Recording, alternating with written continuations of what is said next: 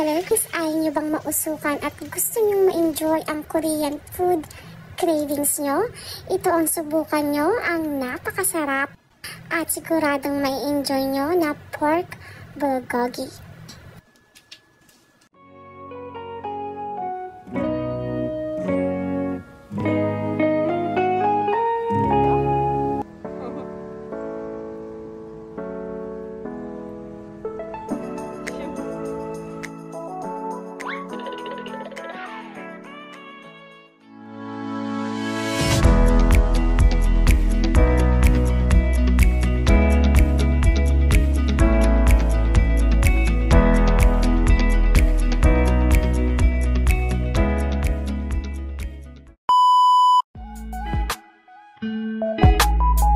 Korean food cravings nyo, ito ang subukan nyo, ang napakasarap at siguradong may enjoy nyo na pork bulgogi.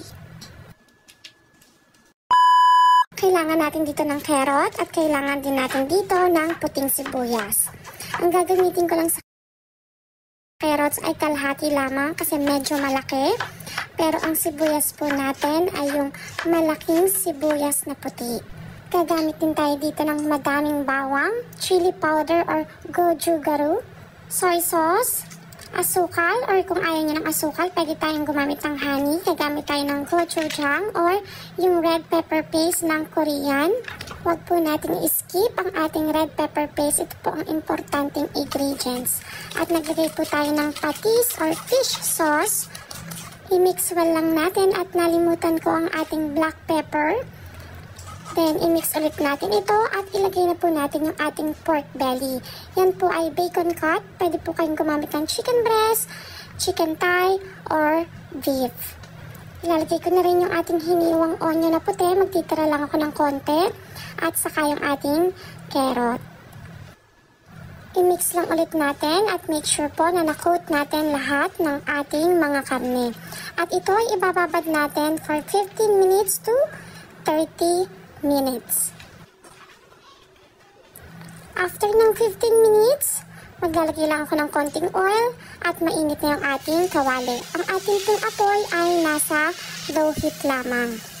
Tatakpan lamang natin ito at ito po ay magtutubig pa. From time to time, kailangan po natin i-check dahil baka naman po ito ay masobrahan ng pagkatuyo. Kapag ganitong masabaw-sabaw pa siya, hindi pa siya ready, so tatakpan ulit natin. Uulitin ko po, ang ating pong apoy ay mahina lamang. Mabilis lang din kasing maluto yung ating pork dahil ito po ay maninipis. Huwag natin kalilimutan tikman, pwede nyo pong dagdagan ng patis or ng asukal. At dahil okay na yung ating karne, nilagay na rin natin yung ating natirang gulay. At alam nyo ba ang amoy ng aking kusina? Para tayong nasa Samji Korean grill.